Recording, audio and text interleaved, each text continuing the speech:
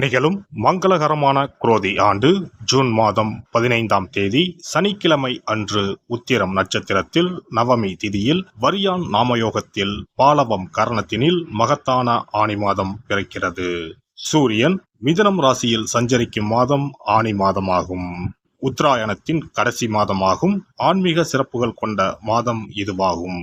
இம்மாத கிரகநிலைகள் என எடுத்துக்கொண்டால் மேச ராசியில் செவ்வாய் பகவான் ஆட்சி பலத்துடன் உள்ளார். ரிஷப ராசியில் குரு பகவானும், மிதுன ராசியில் சூரிய பகவானும், சுக்கிர பகவானும், புதன் பகவானும் இணைந்துள்ளனர். கன்னி ராசியில் கேது பகவானும், கும்பராசியில் சனி பகவானும், மீன ராசியில் ராகு பகவானும் உள்ளனர்.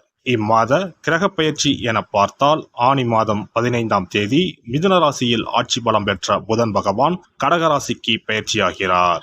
ஆனி மாதம் 16ஆம் தேதி சனி பகவான் வக்கர பயிற்சி அடைகின்றார். ஆனி மாதம் 23ஆம் தேதி சுக்கிர பகவான் கடகராசிக்கும், ஆனி மாதம் 28ஆம் தேதி செவ்வாய் பகவான் மேசராசியில் இருந்து ரிஷபராசிக்கும் பயிற்சி அடைகின்றனர்.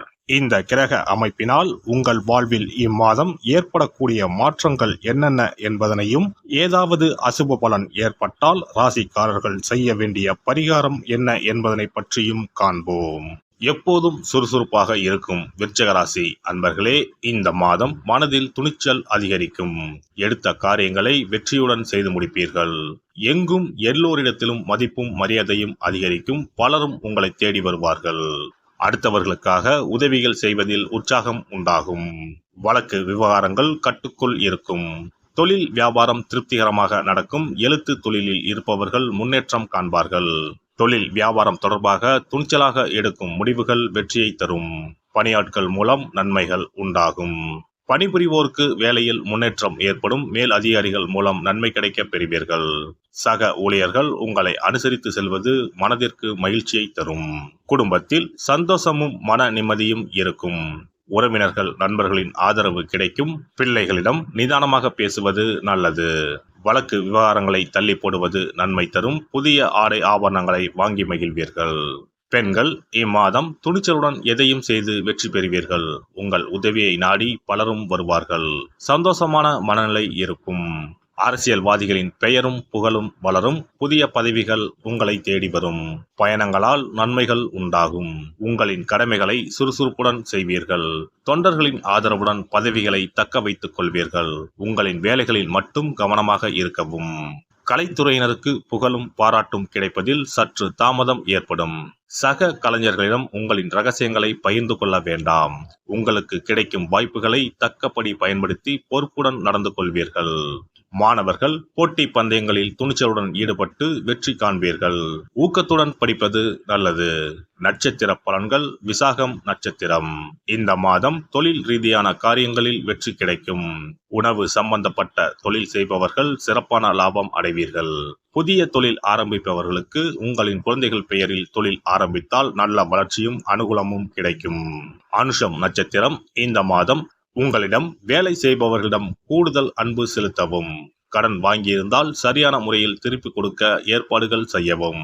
அரசாங்க ரீதியிலான பிரச்சனைகள் வரலாம். உத்தியோகத்தில் இருப்பவர்கள் மேன்மை அடைவார்கள்.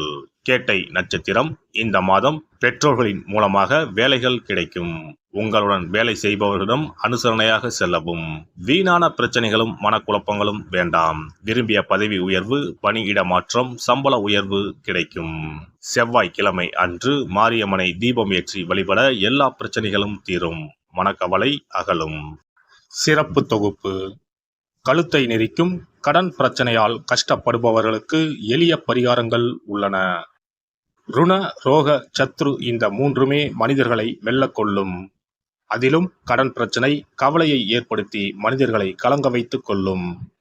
கடன் பிரச்சனையால் கஷ்டப்படுபவர்களுக்கு எளிய பரிகாரங்கள் உள்ளன. இந்த எளிய பரிகாரங்களை நம்பிக்கையோடு செய்தால் நிச்சயம் பலன் கிடைக்கும். ஒருவரின் ஜாதகத்தில் 6ஆம் இடம் கடன் ஸ்தானத்தை குறிக்கும். கடன் பிரச்சனையால் இன்றைக்கு பலரும் தற்கொலை செய்து கொள்கின்றனர். சக்கரத்தாழ்வார் அருள் இருந்தால் கண்டிப்பாக கடன் பிரச்சனைகள் நீங்கும். பெருமாள் கோவிலுக்கு சென்று சனி மற்றும் புதன் கிழமைகளில் சக்கரத்தாழ்வார் சன்னதியில் துளசி மாலை சாற்றி 12 முறை வலம் வர வேண்டும். ஒவ்வொரு முறை வலம் வரும் பொழுதும் கடன் தீர்வதற்கு மனமுருக நம்பிக்கையோடு வேண்டிக் கொள்ள வேண்டும். தொடர்ந்து 12 வாரங்கள் செய்தாலே கடன் பிரச்சனை தீர்ந்து மன நிம்மதி ஏற்படும். மேசராசியில் பிறந்தவர்கள் தயிரை கொண்டு இனிப்பு பலகாரம் செய்து ஒவ்வொரு வெள்ளிக்கிழமையும் மாலை வேளையில் பசுவுக்கு கொடுத்து வர கடன் பிரச்சனைகள் தீரும். விருச்சிக ராசியில் பிறந்தவர்கள் ஞாயிற்றுக்கிழமை அன்று லட்சுமி நரசிம்மருக்கு காய்ச்சிய பசும்பால் அல்லது பானகத்தை பிரசாதமாக வைக்க வேண்டும். 48 நாட்கள் இந்த பூஜையை செய்தால் கடன் தொல்லையில் இருந்து விடுபடலாம். ரிஷபராசியில் பிறந்தவர்கள் ஜவ்வரிசி கொண்டு இனிப்பு தயாரித்து அதை வெள்ளிக்கிழமையன்று பசுவிற்கு மாலை வேளையில் கொடுத்து வர கடன்கள் அடைந்து சுகம் பெறலாம்.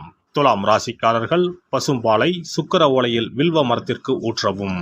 24 வெள்ளிக்கிழமை செய்திட நிச்சயமாக கடன் தீரும். வெள்ளிக்கிழமையில் அரச மரத்தடி விநாயகருக்கு அகலில் 11 தீபமும் 11 முறை வலம் வந்தும் வழிபட்டால் கடன் தீரும். மிதுன ராசிக்காரர்கள் தினசரி சிறிது தயிர் சேர்த்து குளித்து வரவும். கடன்கள் நீங்கும். மாலை வேளையில் சூரிய தரிசனம் அஸ்தமனத்துக்கு முன் செய்து வரவும். கன்னி ராசிக்காரர்கள் சனிக்கிழமைகளில் உளுந்து வடை தானம் செய்யவும். அதை நீங்கள் உண்ணக்கூடாது. மேலும் துளசிக்கு தினசரி நீர் வார்த்து ஒரு மண் அகலில் நல்லெண்ணெய் விளக்கேற்றி வைக்க ருண நிவாரணம் பெறலாம். கடகராசிக்காரர்கள் ஒவ்வொரு ஞாயிறும் சிறிது வெள்ளக்கட்டியை ஓடும் நீரில் விழவும். கடன்கள் வெள்ளம் போல கரைந்துவிடும். சிம்ம ராசியில் பிறந்தவர்கள் ஒவ்வொரு சனிக்கிழமையும் அரச மரத்தடியில் மண் அகலில் நல்லெண்ணெய் ஊற்றி கருப்பு திரி கொண்டு 8 விளக்குகள் ஏற்றி வர கடன்கள் அழிய வழி பிறக்கும். மகர ராசிக்காரர்கள் சனிக்கிழமைகளில் எள்ளுருண்டை செய்து பலருக்கு தானமாய் கொடுத்து வர கடன் தொல்லைகள் நீங்கும். கும்பராசிக்காரர்கள் வியாழன் மாலை 6 மணிக்கு குங்குமப்பூ சேர்த்த பாதாம் கீர் செய்து மகா விஷ்ணுவுக்கு நிவேதனம் செய்து முதலில் தான் அறிந்துவிட்டு பின்பு மற்றவருக்கும் தானமாய் கொடுத்து வர கடன்கள் மலமளவென அடைபடும். தனுசு ராசிக்காரர்கள் செவ்வாய்க்கிழமைகளில் ஆலய பணிகளுக்கு செங்கல்கள் முடிந்த அளவு வாங்கி கொடுக்க கடன்கள் அடைந்து நிம்மதி பெறலாம். மீன ராசிக்காரர்கள் செவ்வாய்க்கிழமை அன்று மதியமோ இரவோ நோயாளிகளுக்கு சப்பாத்தியை தானமாக கொடுத்து வர கடன்கள் வேகமாக அடைய ஆரம்பிக்கும். குறைந்தது 9 சப்பாத்திகள் கொடுப்பது நல்லது. செவ்வாய் பகவானை மனதார நினைத்துக் கொள்வது நலம் தரும். பௌர்ணமி நாளில் குலதெய்வத்திற்கு படையலிட்டு வழிபடுவது சிறப்பு. குலதெய்வ படம் இல்லாதவர்களும் குலதெய்வம் பற்றி தெரியாதவர்களும் 5 முக குத்து விளக்கை பூஜை அறையில் ஏற்றி வைத்து படையல் போட்டு கற்பூர ஆரத்தி காட்டி கடன் பிரச்சனை நீங்க மனதார வேண்டிக் கொள்ளலாம். இவ்வாறாக 9 பௌர்ணமிகள் விடாமல் இந்த பரிகாரம் செய்ய கடன் தொல்லைகள் எளிதாக தீர்ந்துவிடும். கடன் தீருவதற்கான வழிகளும் கிடைக்கும். இந்த பரிகாரத்தை அனைத்து ராசிக்காரர்களும் செய்யலாம். எல்லாம் வல்ல இறையருளால் நீங்களும் உங்கள் அன்பு குடும்பமும் உடல் நலம், நீலாயுள், நிறை செல்வம், உயர் புகழ், மெய்ஞானம் ஓங்கி வாழ்க வளமுடன். இந்த வீடியோ பதிவு உங்களுக்கு பிடித்திருந்தால் லைக் பண்ணுங்க, கமெண்ட் பண்ணுங்க, ஷேர் பண்ணுங்க, மறக்காம சப்ஸ்கிரைப் பண்ணுங்க, பக்கத்துல இருக்கிற பெல் பட்டனை கிளிக் பண்ணுங்க. நன்றி, வணக்கம். ஓம் நமச்சிவாய. சிவாய நம.